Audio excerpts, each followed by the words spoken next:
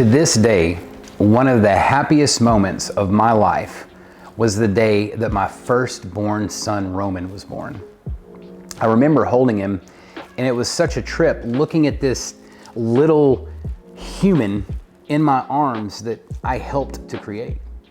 That is a feeling that I had never experienced in my life, and I can't explain what happened on the inside of me when I held my child.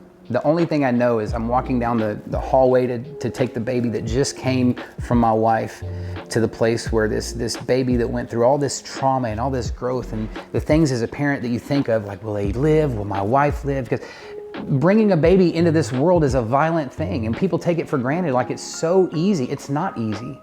Just getting them here in the first place, just getting pregnant. Some people can't even get pregnant. It's a difficult thing, parenting. And we're just talking about having the thing. But raising a child, being a parent to a child, why is that so difficult? Because it requires you to be unselfish. And the reality is every human born, including that beautiful little baby of yours, is a selfish human being. It seems really weird. Why wouldn't God have angels raise us instead of broken humans?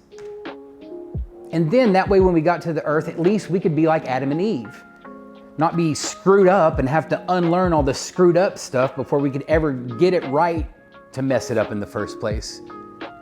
We got messed up, and then we get in trouble for not messing up anymore. It's a really weird scenario. So I say all that to show you that parenting is a really difficult situation, and if you're gonna do it good, you need some help. You can't do it on your own. Parenting in this day and age is something, if you're gonna have a job, if you're gonna have any sort of lifestyle in America or in the West, you've gotta do some things, and that's gonna pull you away from your family. That's gonna pull you away from your children. So making sure that you're parenting and doing it right is very, very, very important. So what is the one thing that you really need to make sure in this stage of your teenager's life, your Gen Zer, if you're a parent, you know, some of you may not be parents, but this is specifically for parents, right? So you're a parent of a Gen Zer.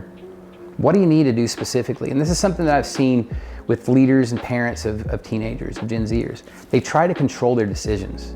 They get so scared that their kid is gonna make a bad decision that they say, no, you can't go there, no, you can't do that, I'm protecting you. And what happens is when you say no, no, no, no, no over again, you start to stir up temptation inside of them. And then some of them, they'll obey you and they'll not go out and do the thing or whatever it is. But some of them, because you said no, will see that as a challenge to show you, I'll do what I'm gonna do. So again, parents, you're in a tough situation. The best you can get out of your child is either their resentful obedience, or what's the alternative? They escape, they leave, they go. So you can parent and you can think you're doing it all right and you did it all right, and what happened? They left. What are we to do?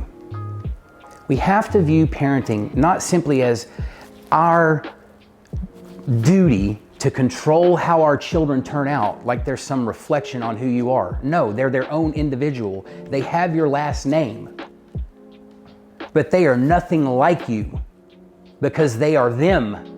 Stop trying to make your kid you. Your kid, Proverbs says, train up a child in the way they should go. Not in the way they should go, like there's a should. The should is the way they should go. Which way is it? And as a parent, you need to discern that. What should your child be? Well, my kid's gonna be a Marine because we come from generations of Marine. You see how that logic has been in generations past? And we're coming to a reckoning now with Gen Z where they're saying, like, we're not gonna do that anymore for the most part. And so you say, well, I know Gen Zers are like that. Well, take a look outside of your youth group for a second. Gen Zers who go to a youth group account for about less than 10% of the population. And it's getting worse. So when we talk about Gen Z, you need to start looking at all those little teenagers blowing smoke on Instagram and vaping everywhere. You need to understand what Gen Z really is. You need to turn on HBO and watch Euphoria for some learning. That's a very vulgar show, but that will show you how vulgar Gen Z really is because they've been exposed to so many things at a young age. Imagine being 3 years old, and watching sexual intercourse on the regs. on the internet, on your phone. No other generation has ever had to deal with this level of depravity instantly and in secret. Before, when you messed up, everybody saw it, or you had to be real slick to cover your tracks. Kids can sit there right in their parents' kitchen and defile themselves on their cell phone, and no one even knows. In your own house, under your own nose. You need to start taking these things serious. You need to start getting into your kids' lives. You need to turn your own cell phone off. How can you tell your kids to get off their phone if you're not? So being a parent, it's tough, but the first thing you need to do is be tough on yourself. Stop being as tough on your kids. Be as tough on yourself as you are on your kids. And if we'll do that, I think we can keep Gen Z in this thing for the long haul.